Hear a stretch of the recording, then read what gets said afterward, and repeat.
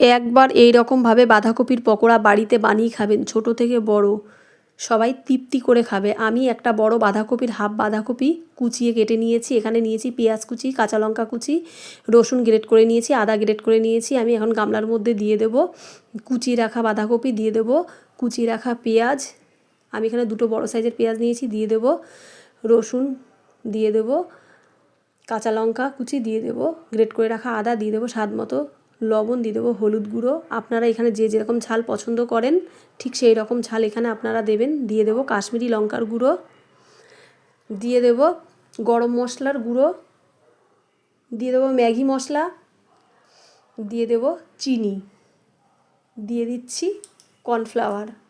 এরপর ভালোভাবে আমি চটকে চটকে মেখে নেব। এখানে কিন্তু আমি কোনো রকম জল ব্যবহার করব না। আপনারা কর্নফ্লাওয়ারের পরিবর্তে আপনারা সুজি বা চালের গুঁড়োও দিতে পারেন। তো আমার এটা ভালোভাবে মাখা হয়ে গেছে।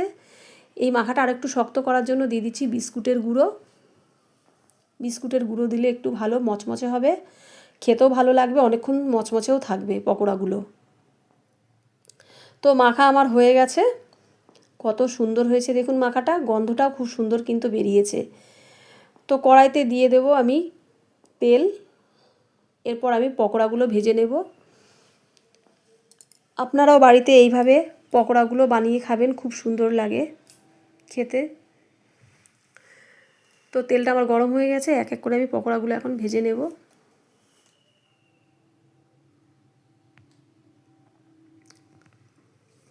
এই সময় কিন্তু গ্যাসের ফ্লেমটা কিন্তু কমিয়ে দিতে হবে, খুব বেশি জোরে জাল দেওয়া যাবে না, তাহলে পকোড়াগুলো কিন্তু পুড়ে যাবে।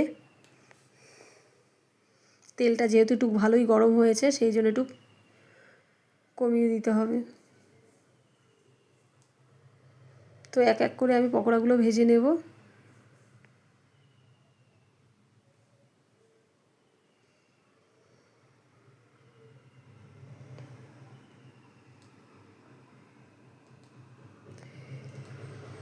এরপর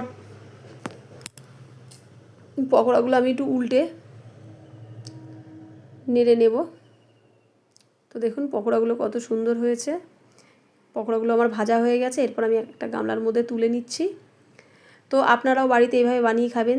যারা ইউটিউব চ্যানেল থেকে দেখছেন তারা আমার চ্যানেলটিকে সাবস্ক্রাইব করে পাশে থাকবেন, আর যারা ফেসবুক থেকে দেখছেন তারা ফেসবুক পেজটাকে ফলো করে পাশে থাকবেন। তো দেখুন কত সুন্দর হয়েছে পকোড়াগুলো। আমি এখন সসের সাথে পরিবেশন করব। তো আজ এই পর্যন্ত, আবার দেখা হবে পরের ভিডিওতে।